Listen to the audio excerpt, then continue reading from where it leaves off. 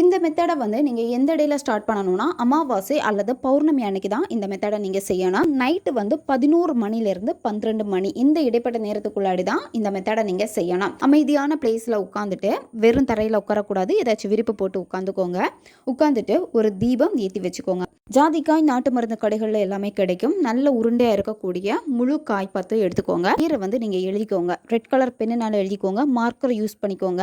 நீங்கள் அவங்கள என்ன நேமில் கூப்பிடுவீங்களோ அந்த பெட் நேம் கூட நீங்கள் எழுதிக்கலாம். எழுதிட்டு இன்னொரு பக்கத்தில் உங்கள் பேரை வந்து நீங்கள் எழுதிக்கோங்க. வந்து உங்களுடைய இடது கை அக்குள் பகுதியில் நீங்கள் வைக்கணும். சேர்வை எல்லாமே வந்து அந்த ஜாதிக்காயில் வந்து படணும். உங்கள் கூட எப்படியெல்லாம் சந்தோஷமாக இருந்தாங்களோ, உங்கள் பேச்சை ரொம்ப கேட்டிருப்பாங்க, உங்களை ரொம்ப பாசமாக கேர் பண்ணியிருப்பாங்க, அவங்களுடைய லவ் வந்து ரொம்ப உங்களுக்கு வாழ்க்கையிலே வந்து ஒரு திருப்பு முனையாக கூட வந்து இருந்திருக்கும். சரியா, உங்களுக்கு ரொம்ப பிடிச்சிருக்கும் அந்த பர்சனை.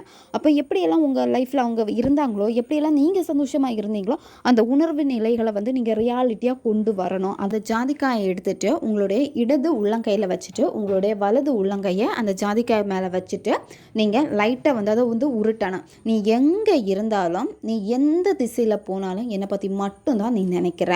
என்னுடைய அன்பு வந்து உனக்கு இப்போ புரியுது. நீ இப்போவே என்னை தேடி வரணும். நீ எல்லா திசைகளிலும் சென்றாலும் என்னை விட்டுட்டு உன்னால் இருக்கவே முடியாது. இதை உன் ஆழ் மனதிற்கு நான் போடும் கட்டளைகள். நீ இப்போவே என்கிட்ட வரணும் அப்படின்னு நீங்கள் இந்த வார்த்தையை ரிப்பீட்டடாக சொல்லணும். சொல்லிவிட்டு அடுத்து என்ன பண்ணணும்னா, கையில் இருக்கக்கூடிய அந்த ஜாதிக்காயை வந்து நெருப்பில் போட்டுட்டு நீங்கள் அப்புறமா அந்த சாம்பலை என்ன பண்ணணும் அப்படின்னா, நீங்கள் தண்ணியில் கரைச்சிட்டு செடிக்கு மறுநாள் காலையில் ஊற்றிடுங்க.